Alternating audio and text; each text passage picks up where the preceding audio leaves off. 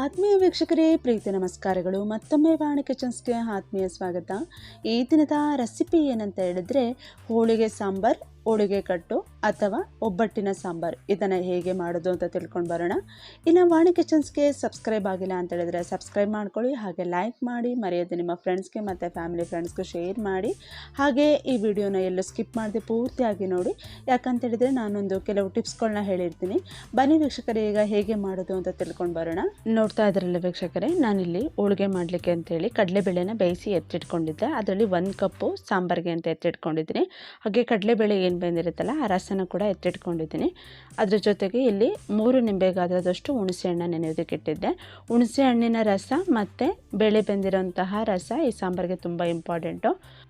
ಒಗ್ಗರಣೆಗೆ ಹಾಕ್ಕೊಳ್ತಾ ಇದ್ದೀನಿ ವೀಕ್ಷಕರೇ. ಒಂದು ಪಾತ್ರೆಗೆ 1 ಟೇಬಲ್ ಸ್ಪೂನ್ ಆಯಿಲ್ ಹಾಕ್ಕೊಂಡಿದ್ದೀನಿ.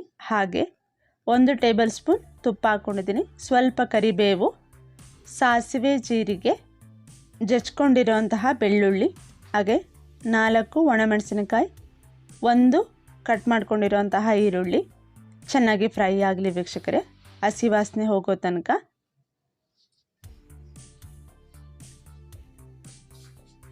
ಫ್ರೈ ಆಗಿದೆ. ಈಗೇನು ಕಟ್ ಮಾಡಿಟ್ಕೊಂಡಿದ್ನಲ್ಲ ಆ ಟೊಮೊಟೊನ ಹಾಕ್ಕೊಳ್ತಾ ಇದ್ದೀನಿ. 1 ಟೊಮೊಟೊ, ಇದು ಕೂಡ ಚೆನ್ನಾಗಿ ಫ್ರೈ ಆಗಲಿ. ಇದು ಫ್ರೈ ಆಗಿದೆ.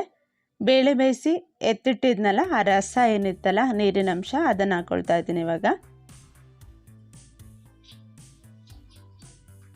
ಹಾಗೆ ಕಡಲೆಬೇಳೆ ಬೇಯಿಸಿ ಎತ್ತಿಟ್ಕೊಂಡಿದ್ನಲ್ಲ ಒಂದು ಬೌಲಲ್ಲಿ, ಅದನ್ನು ಮಿಕ್ಸಿಗೆ ಹಾಕ್ಕೊಂಡು ಬರ್ತೀನಿ ವೀಕ್ಷಕರೇ. ಇವಾಗ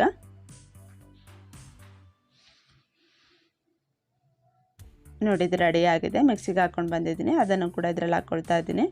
3 ನಿಂಬೆ ಗಾತ್ರದಷ್ಟು ಹುಣಸೆ ಹಣ್ಣು ನೆನೆಯೋದಕ್ಕೆ ಇಟ್ಟಿದ್ನಲ್ಲ ಆ ಹುಣಸೆ ರಸನ ಇದರಲ್ಲಿ ಹಾಕ್ಕೊಳ್ತಾ ಇದ್ದೀನಿ ವೀಕ್ಷಕರೇ.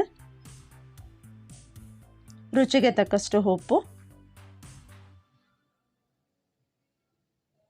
1 ಟೇಬಲ್ ಸ್ಪೂನ್ ಖಾರದ ಪುಡಿ, ಸ್ವಲ್ಪ ಅರಿಶಿಣದ ಪುಡಿ,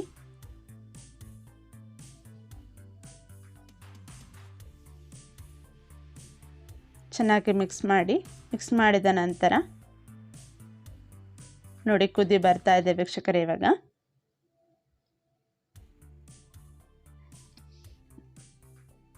ನಾನಿಲ್ಲಿ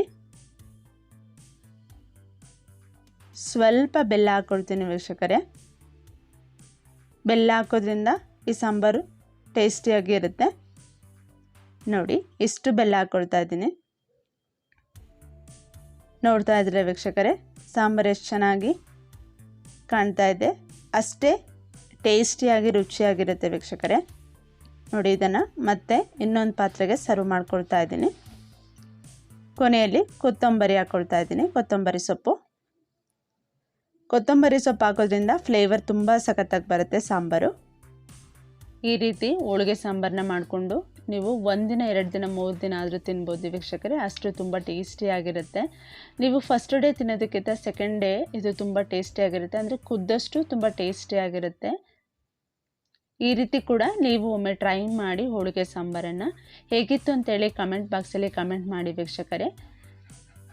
ಹಾಗೆ ಈ ರೆಸಿಪಿನ ನಿಮಗೆ ಇಷ್ಟ ಆಗಿದೆ ಅಂದ್ಕೊಳ್ತೀನಿ. ಇಷ್ಟ ಆಗಿದರೆ ಲೈಕ್ ಮಾಡಿ, ಮರೆಯದೆ ನಿಮ್ಮ ಫ್ರೆಂಡ್ಸ್ಗೆ ಮತ್ತು ಫ್ಯಾಮಿಲಿ ಫ್ರೆಂಡ್ಸ್ಗೂ ಶೇರ್ ಮಾಡಿ. Thank you for the watching.